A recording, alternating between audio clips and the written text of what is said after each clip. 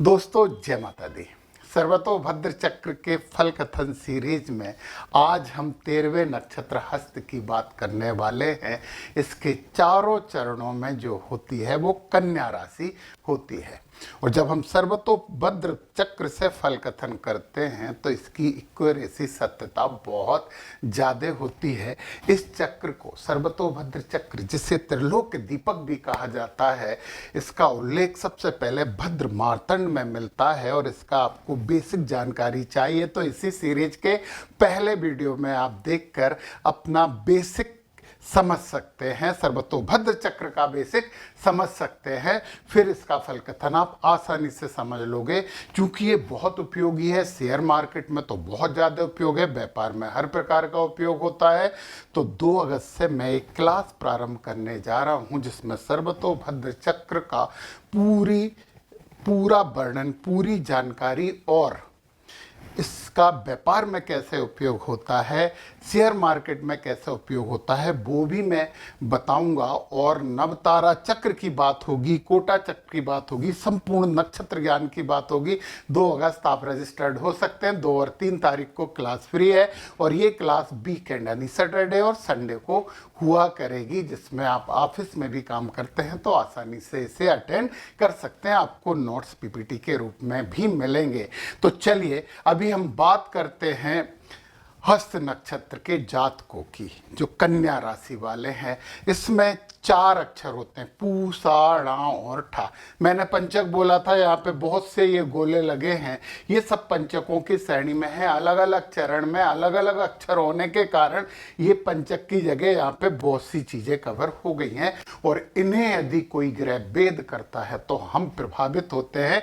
कैसे प्रभावित होते हैं समझते हैं। तो सबसे पहले हमें शनि महाराज का समझ लेना चाहिए, क्योंकि शनि महाराज इस पूरे साल बचे हुए समय में एक ही नक्षत्र में रहने वाले हैं।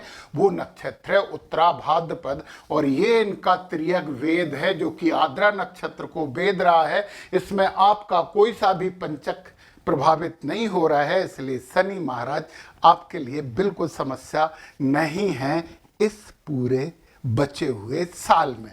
और यदि 13 तारीख से ये बकरी हो रहा है, यदि नहीं हो रहे हैं 13 जुलाई से 28 नवंबर तक, तो फिर इनका ये वाला वेद खत्म हो जाएगा। तो इनका ये वेद खत्म हो जाएगा, फिर शनि महाराज का ये वाला वेद बचेगा। और यहाँ पे सा, ये द्वितीय चरण को यहाँ पे ये भेद रहा है। तो केवल हस्त नक्षत्र के द्वितीय चरण के जातकों को शनि थोड़ी समस्या दे रहा है। और अक्षर भेदा है तो यार थोड़ी सी हानि करवाने की कोशिश करेगा। तो फिर आप बटुक भैरव मंत्र का पाठ करना शुरू करिए 11 बार रोज। ओम ह्रीम बटुकाय आप दुधारणाय कुरु कुरु बटुकाय ह्रीम ओम स्वाहा। ये मंत्र ये शनि के द्वारा होने वाली हानि को बिल्कुल हटा देगा और आप प्रभावित नहीं होंगे। केवल दूसरे चरण को प्रभावित ये कर रहे थे। और अब हम बात करते हैं राहु महाराज की। ये भी बचे हुए 6 महीने पूर्वा भाद्रपद में ही रहने वाले हैं, परंतु राहु महाराज 3 दिशाओं में भेद करते हैं क्योंकि हमेशा बकरी रहते हैं। तो यहाँ से ये एक वेद इनका हो गया पुनर्वसु में, दूसरा वेद हो गया उत्तराषाढ़ा में और तीसरा वेद हो गया चित्रा में। बीच के वेद नहीं होते सम्मुख वेद में। तो सा और ये ज्या तिथि है ये वेदित नहीं हो रही है, इसलिए आप निश्चिंत रहिए। राहु महाराज इस साल आपको रत्ती भर भी प्रभावित नहीं कर रहे हैं, इसलिए आप खुश हो सकते हैं। चलिए राहु के बाद हम केतु महाराज की बात करें। देखिए दोस्तों, यदि भेद हो रहा है तो हम कुछ धर्म और कर्म के द्वारा उस क्रूर ग्रह के भेद से बच सकते हैं और शुभ ग्रह के भेद को तो हम सहर्ष स्वीकार करेंगे। अभी हम केतु की बात और कर लें। केतु महाराज उत्तरा फाल्गुनी में हैं और पूरे साल यहीं रहने वाले हैं। और ये केवल ये इसे वेद कर रहे हैं। सामने वाला वेद करेंगे तो ये वेद नहीं हो रहे हैं। तो केवल प्रथम चरण में ये वेदित कर रहे हैं। केवल गणेश जी की आराधना कीजिए, ओम गम गणपते नमः, बुधवार को धूप चढ़ा दीजिए।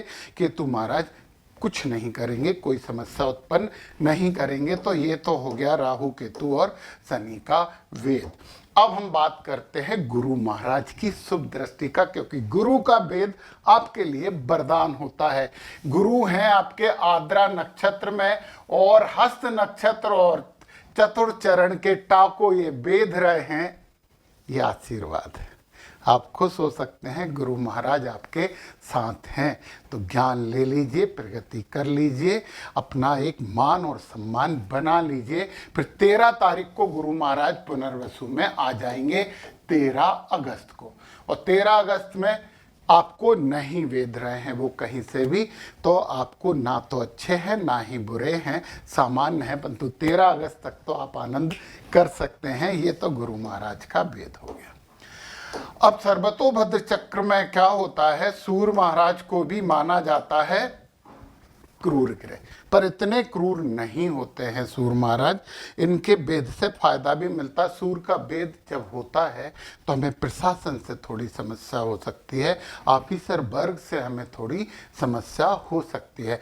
शनि के वेद में हमें कर्मचारियों से प्रॉब्लम होती है, सूर्य के वेद में हमें ऑफिसर से और प्रशासन से समस्या होती है। सूर्य भगवान को आप जल चढ़ाइए और आदित्य हृदय स्तोत्र का पाठ करिए। सूर्य बहुत कम समय के लिए एक नक्षत्र में रहते हैं, तो बदलते रहते हैं ये 13 साढ़े 13 दिन में, तो इसलिए आपको ज़्यादा चिंतित होने की जरूरत नहीं है। तो सूर्य जब पुष्पुख नक्षत्र में आएंगे, पुनर्वसु नक्षत्र में है तो ये आपको वेद कर रहे हैं। सूर्य पुनर्वसु नक्षत्र में है तो वेद कर रहे हैं। और पुनर्वसु नक्षत्र में ये कब तक है, ये 20 जुलाई तक है। तो 20 जुलाई तक आपके नक्षत्र को ये वेद कर रहे हैं, तो आप कर ही रहे हैं सुबह सुबह सूर्य भगवान को जल अर्पण, और आदित्य हृदय स्तोत्र का पाठ भी आप कर रहे हैं ना, हाँ करिए, नहीं तो सुनिए। फिर आ जाएंगे ये पुख नक्षत्र में, और पुख नक्षत्र में आ जाएंगे तो फिर ये यहाँ पे इस दिशा में भी वेद करते हैं। जब सूर्य पुख नक्षत्र में आएंगे, हम सूर्य के लिए जरा इसका कलर बदल देते हैं। पुख नक्षत्र में आएंगे तो तीनों दिशा में वेद होता है ना, तो ये पुख नक्षत्र में है, ये वेद कर रहे हैं सूर्य भगवान। तो आप देखिए जरा, सूर्य भगवान का वेद दूसरे चरण चौथे चरण पे भी हो रहा है पुख नक्षत्र में। इधर कुछ नहीं हो रहा, केवल दूसरे और चौथे चरण को ये प्रभावित करेंगे 20 जुलाई से 2 अगस्त तक। यहाँ पे हैं 20 जुलाई से 2 अगस्त तक। फिर जो सूर्य महाराज यहाँ पे अश्लेषा में आपको बिल्कुल प्रभावित नहीं करेंगे, फिर मघा में भी आपको बिल्कुल प्रभावित नहीं करेंगे, फिर पूर्वा फाल्गुनी से अनुराधा तक आपको यहाँ पे ये वेद करने वाले हैं। यहां से यहां तक पूर्वा फाल्गुनी से अनुराधा तक सूर्य महाराज अलग अलग चरणों को वेदित कर रहे हैं। और ये जो टाइम है 30 अगस्त से 18 नवंबर, ये है आपका 30 अगस्त से 18 नवंबर। अब एक बात जरा ध्यान से सुन लें, पूर्वा फाल्गुनी में आया तो चौथे चरण और राशि को वेद कर रहा है, उत्तरा फाल्गुनी में आया तो केवल पहले चरण को वेद कर रहा है, हस्त में आया तो केवल चौथे चरण को वेद कर रहा है। नहीं, सब चरण को प्रभावित नहीं कर रहे, अलग अलग चरणों को प्रभावित कर रहे हैं। तो हम कर रहे हैं ना, आदित्य हृदय स्तोत्र का पाठ कर रहे हैं ना, सूर्य भगवान को जल देते रहे हैं ना। तो आत्मा का कारक होता है, आत्मा की थोड़ी सी दिक्कत होती है, तो फिर हम सूर्य भगवान को मना लेते हैं जल दे के। तो यहाँ तक आपको प्रभावित करेंगे ये। फिर मूल में जब आएंगे ना, तो ये 16 दिसंबर से आपके पूरे साल को प्रभावित करेंगे। तो मूल में आके कैसे प्रभावित कर रहे हैं, ये इधर भी वेद होगा और इधर भी वेद होगा, परंतु इधर तो कुछ नहीं है, इधर आपके तृतीय चरण को ये 16 दिसंबर के बाद प्रभावित कर रहे हैं। 18 नवंबर से 16 दिसंबर तक सूर्य भगवान का वेद आपके किसी भी चरणों में नहीं है, इसलिए आप खुश हो सकते हो। ये दिसंबर में इतना सूर्य भगवान आपको प्रभावित कर रहे हैं, तो थोड़ा सा कर्म और थोड़ा सा धर्म, ऑफिसर वर्ग के लोगों से, प्रशासनिक लोगों से सभ्यता से और अच्छे से बात करिए, तो आपको ज़्यादा समस्या सूर्य भगवान नहीं देंगे। चलिए, अब हमने सूर्य महाराज की बात कर ली है, तो अब हम एक और क्रूर ग्रह की बात करते हैं। सर्वतोभद्र चक्र में मंगल को भी क्रूर ग्रह ही माना गया है। तो अब हम देखते हैं मंगल महाराज आपको कहाँ से कहाँ तक और कितना प्रभावित कर रहे हैं। तो मंगल महाराज बैठे हैं आज की डेट में, 10 जुलाई का है ये सर्वतोभद्र चक्र, ये बैठे हैं पूर्वा फाल्गुनी नक्षत्र में, और यहाँ बैठे हैं तो वेद रहे हैं। आपकी राशि को भेद कर रहे हैं, तो गुस्सा आएगी, उत्तेजना आएगी, थोड़ा सा गाड़ी सावधानी से चलाइए। तो मंगल महाराज को शांत करने के लिए हमारे पास बब्बा जी महाराज है ना, हनुमान जी महाराज है ना, जय हनुमान ज्ञान गुण सागर। तो आप ज्ञान लीजिए, गुण लीजिए, तो आपको क्रोध थोड़ा कम हो जाएगा। क्रोध, आप गाड़ी थोड़े सुकून से चलाएंगे तो एक्सीडेंट और थोड़ी सी चोट मोट लगने की संभावना कम हो जाएगी। इसके बाद मंगल जब पूर्वा फाल्गुनी और उत्तरा फाल्गुनी में रहेंगे 10 जुलाई से 14 अगस्त तक, ये दोनों यहाँ पे 10 जुलाई से शुरू होकर 14 अगस्त तक की बात है जहाँ पे मंगल आपको प्रभावित कर रहे हैं। और इसके बाद मंगल आपको चित्रा में 2 सितंबर से प्रभावित करेंगे। 2 सितंबर से 23 सितंबर यहाँ पे रहेंगे। 2 सितंबर से 23 सितंबर तक यहाँ पे आपको प्रभावित करने वाले हैं। कौन को प्रभावित कर रहा है? केवल तीसरे चरण को प्रभावित कर रहा है और किसी को प्रभावित नहीं कर रहे हैं। मंगल का भेद एक ही दिशा में होता है। बकरी हो जाते तो ऊपर भेद करने लगते, सीधे चल रहे तो इधर भेद करने लगेंगे, और तेज चलने लगेंगे तो सामने भेद करने लगेंगे। परंतु अभी तो नॉर्मल चल रहे हैं तो यहाँ पे आपको भेदित कर रहे हैं। फिर इसके बाद जब मंगल आएंगे विशाखा और अनुराधा 13 अक्टूबर से 20 नवंबर। विशाखा और अनुराधा कहाँ से? 13 अक्टूबर से 20 नवंबर यहाँ पे फिर आपको भेद करेंगे। विशाखा में तीसरे चरण को भेद कर रहे हैं और भद्रा तिथि को भेद कर रहे हैं, और अनुराधा में जया तिथि को भेद कर रहे हैं। तो थोड़ा सा भेद है, तो हनुमान चालीसा तो आप पढ़ ही रहे हैं। तो ये मंगल महाराज का हो गया। तो फिर मैं बोल दूं कि मंगल महाराज क्रोध देते हैं, लड़ाई झगड़े करवा देते हैं, कई बार वाहन और उसमें थोड़ी समस्या उत्पन्न करते हैं। तो हम थोड़ी सी सावधानी बरत के हनुमान जी महाराज की आराधना करके हम मंगल महाराज के जो क्रूर प्रभाव हैं उनसे आसानी से बच सकते हैं। तो हमें मंगल महाराज के प्रभाव से बचना है। और अब तो आपके लिए बड़ी शुभ बात होने वाली है, क्योंकि अब हम बात करने वाले हैं जो सर्वतोभद्र चक्र में सबसे शुभ ग्रह माने जाते हैं, वो हैं शुक्र और बुध। चंद्रमा भी शुभ होते हैं, परंतु चंद्रमा जब है ना, ये जो कृष्ण पक्ष होता है ना, उसकी 11वीं तिथि से शुक्ल पक्ष की 5वीं तिथि तक थोड़ी अशुभता प्रदर्शित करते हैं। बाकी ये शुभ होते हैं, और कभी ये अशुभ ग्रह के साथ बैठ जाए तो खुद भी अशुभ बन जाते हैं। तो फाइनली ठीक है, हमने चंद्रमा की बात नहीं की है, हर दिन में नक्षत्र बदलते हैं। तो चंद्रमा की बात करेंगे तो ये वीडियो आपका कम से कम 8-10 घंटे का हो जाएगा। तो उससे छोड़ के सामान्य दूसरे ग्रहों की बात की है, इसका आप लाभ लीजिए, फायदा लीजिए। जब क्लास होगी तो चंद्रमा के यूनिक प्रभाव मैं आपको बताने वाला हूं, और चंद्रमा के प्रभाव से और दूसरे इनके प्रभाव से ही तो हम व्यापार में अपने निर्णय निर्धारित करते हैं। शेयर मार्केट के लिए क्या लेना है, क्या बेचना है, कॉल पुट वगैरह ये सब निर्धारित करते हैं। चलिए अब हम बात कर लेते हैं आपके शुक्र महाराज के। शुक्र महाराज जब रोहिणी में हैं, रोहिणी में हैं तो कन्या राशि को भेद कर रहे हैं, ये आशीर्वाद है। जब मृगशिरा में आएंगे तो ये पहले चरण को आशीर्वाद दे रहे हैं।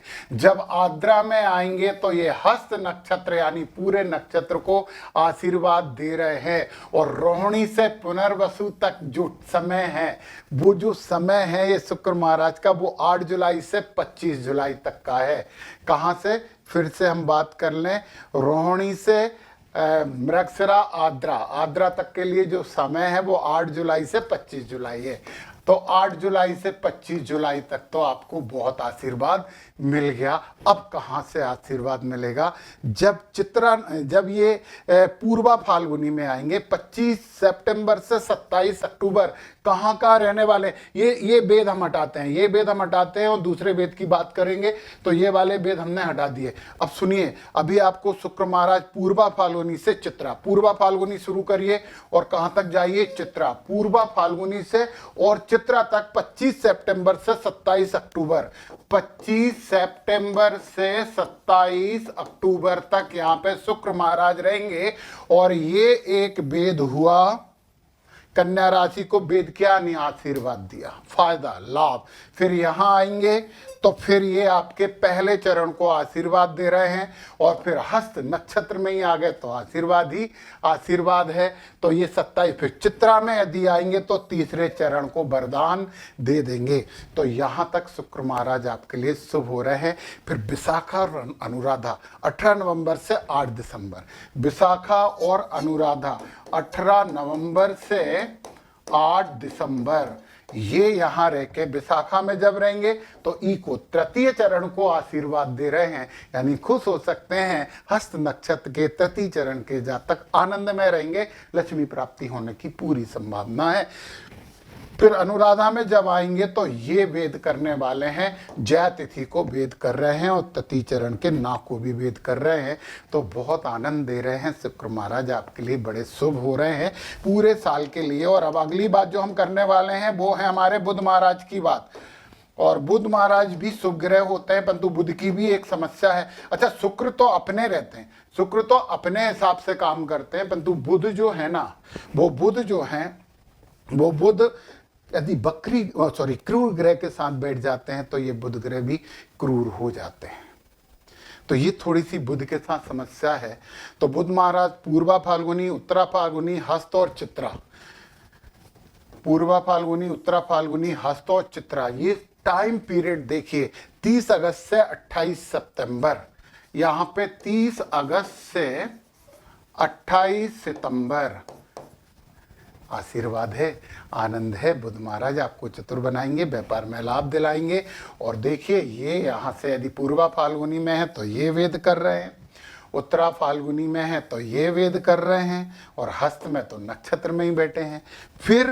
फिर या स्वाति में रह के कुछ नहीं करने वाले। फिर जब ये विशाखा में आएंगे ना, विशाखा और अनुराधा में रहेंगे 16 अक्टूबर से 27 अक्टूबर, यहाँ से यहाँ तक रहेंगे ये 16 अक्टूबर से 27 अक्टूबर तक। जब विशाखा में रहेंगे तो तृतीय चरण को आशीर्वाद दे रहे हैं। जब यह नक्षत्र होते हैं तो कोने वाला जो अक्षर स्वर होता है उसे वेदते हैं, ये माना जाता है। और जब ये अनुराधा में आ जाएंगे ना तो ये वेद कर रहे हैं, तो आपको आनंद देंगे, आशीर्वाद देंगे। तो गुरु और शुक्र आपको आशीर्वाद दे रहे हैं, सूर्य भगवान भी आपके साथ हैं, गुरु महाराज भी और बुध महाराज भी और शुक्र महाराज भी सब कुछ अच्छा कर रहे हैं। केवल राहु महाराज थोड़ा सा, एक शनि महाराज एक बकरी हो रहे हैं, तो केवल दूसरे चरण को प्रभावित कर रहे हैं। तो फिर से बोल दूं कि ये 6 महीने आपके लिए अच्छे हैं। सूर्य भगवान को जल दीजिए, आदित्य हृदय स्तोत्र का पाठ करिए और हनुमान जी का भी हनुमान चालीसा करिए। जय माता।